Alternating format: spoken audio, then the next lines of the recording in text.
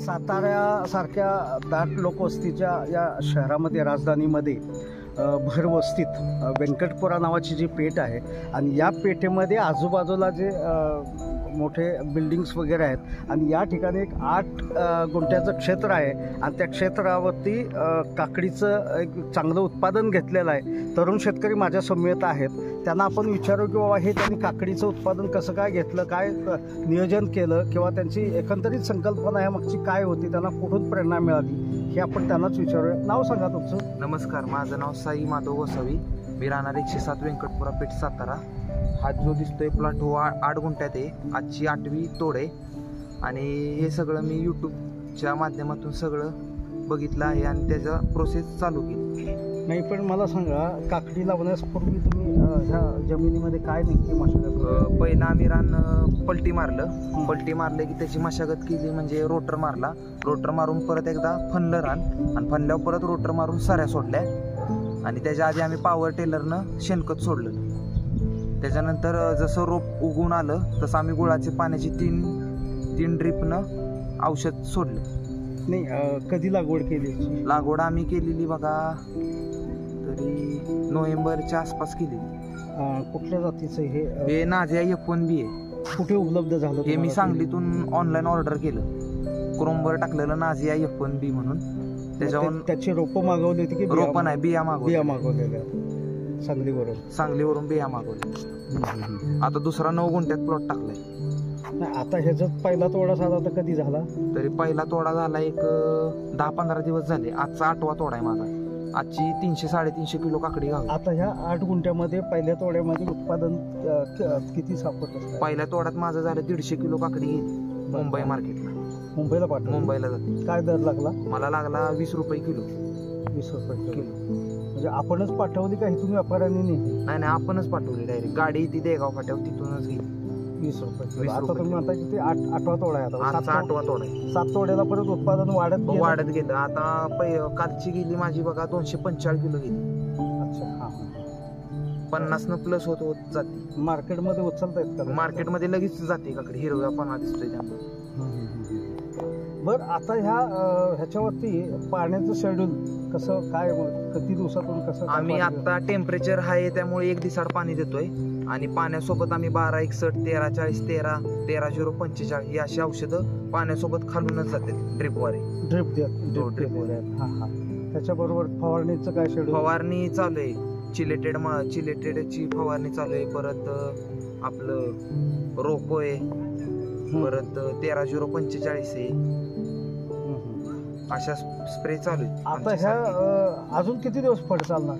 अजून एक 15-1 दिवस चालेल. महिनाभर सांगितलेलं, पण अजून 15-1 दिवस. आता हा पानावरती जे रोग दिसतोय आपल्याला, काय ते नागाळी हा म्हणून हे काय होतंय, टेम्परेचर मधूनच वाढतंय, कमी होतंय. त्यामुळे हा. किती दिवसापासून आलाय हा? हे आता 1-2-3 दिवस झालं चालू झालंय. 2-3 दिवसात एवढा पसरला? पण आम्ही त्याच्यावर मारलाय स्प्रे. आता कंट्रोलमध्ये मारलाय. आता तुम्ही दुसऱ्या प्लॉट मध्ये जी लागवड करणार आहात ती कुठली? ह्याच जातीची? हीच जातीची का? नाझिया F1 म्हणून. किती दिवसात उत्पादन येते पहिला? कमीत कमी एक महिनाभर धरून चालायचं.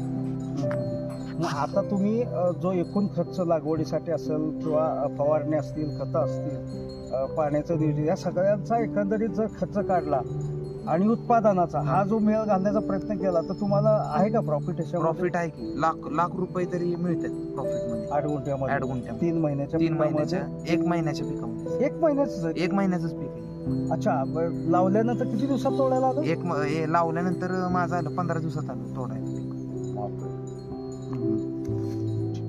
म्हणजे तुम्हाला शेतकऱ्यांना कमी अल्पावधीत कालावधीमध्ये तुम्हाला जास्त उत्पादन आणि चांगलं द्यायला नगदी म्हणूया आपण पीक किंवा रोकडा मिळवून देणार पीक हे घ्यायला काय हरकत नाही. मग तुम्हाला इथं रोप आपल्या इकडे एवढ्या नर्सरी वगैरे आहेत तर इथं रोप का मिळालं नाही? किंवा इथं आम्ही म्हणजे जास्त चौकशी केली नाही. मी जास्त करून युट्यूब चॅनल बघितला. युट्यूब चॅनलवरनं सगळी माहिती घेतली आणि डायरेक्ट मिरजमध्ये आमचे पाहुणे आहेत त्यांच्या कॉन्टॅक्टमध्ये राहून त्यांनी मला बियाची पाकिट टाकलं. कसं मिळालं बियाणं तुम्हाला? ते बियाणं मला 800 रुपयाला एक पाकिट मिळालं. मला इथं या 8 गुंठ्या रानाला 6,500 रुपयाचं बिल. 6,500 रुपयाचं 8 पाकिट लागतं. मग आता एवढं जर बियाणं लागलंय तर तुम्हाला हे नक्की निघतंय हो ना नक्की profit मध्ये? प्रॉफिट आहे. अच्छा, म्हणून तर तुम्ही दुसरा प्लॅन टाकला नाही. बरं. ह्याच्या व्यतिरिक्त तुम्ही आता खरं तर तरुण शेतकरी आहे. तुमच्या कोण आणखी घरातलं तुम्हाला कोण असं कामाला पप्पा वगैरे, पप्पा मम्मी सगळे लोक सगळे आम्ही घरच्या एकत्र घरी मिळून शेती करतो करता? घरच्या कारण घरी. तुमच्या प्लॉट संदर्भात बाबा ठीक आहे, एक महिन्यामध्ये पीक हार्वेस्टिंगला येतंय, चांगलं उत्पादन देतंय, तर तुम्ही या शेतकऱ्यांना एक मार्गदर्शन म्हणून काय सांगाल बाबा? नवीन तरुण शेतकरी येत आहेत त्याच्यात तुम्हाला जर करायचं असेल ना तर मिल्चिंग हातरून आपलं काकडी म्हणा, दोडका म्हणा, दुधी भोपळा, कलिंगड असली पिकं आता उन्हाळ्यात पटापटा निघून जातात आणि कमी कालावधीत जास्त प्रॉफिट होतं. तर तरुण शेतकऱ्यांना हे सांगतो की मिल्चिंग हातरून असं ह्यांचं म्हणजे की आता ह्या पानांवरती नागवेली ना, नागाळी जे म्हणतो तो रोग आलाय, परंतु काकडीवरती फळमाशी वगैरे किंवा काही दिसत नाही. अत्यंत स्वच्छ उत्पादन आहे. मार्केटमध्ये ह्याला 100% उठाव मिळणारच, यात काही शंका नाही. कसलाही रोग नाही याच्यावरती, कसलाही रोग नाही. म्हणजे ह्याच्या तुम्ही वेगवेगळ्या फवारण्या घेतल्या, त्याचा फळमाशी वगैरे कुठेही डंक दिसत नाही. एकाही काकडीवरती फळमाशीचा डंक दिसत नाही. हे विशेष कौतुक ह्यांचं खरं तर म्हणायला पाहिजे. हे फळमाशीवरती चांगलं नियंत्रण मिळवलेलं आहे ह्यांनी. मी आता 12वी पास आउट आहे, फार्मसीला ऍडमिशन टाकलं. कुठे ऍडमिशन घेतलं? माझं कर्नाटकला गुलबर्गा. अच्छा, तिकडे पण पाहुणे असतील? नाही, पाहुणे नाही. ठीक आहे. तुम्हाला शुभेच्छा. नवीन प्लॉटसाठी पण चांगल्या शुभेच्छा. तुम्हाला भरघोस उत्पादन मिळो आणि तुम्हाला प्रॉफिट चांगला मिळो. ठीक आहे, धन्यवाद. आम्हाला भरपूर फायदा मिळाला. तसंच तिकडं आमचा उत्साह वाढला म्हणून इथं 9 गुंठ्यात पण आम्ही लागवड केली आहे. आता लागवड झालेली आहे काकडीची, आणि तेच बी नाझिया F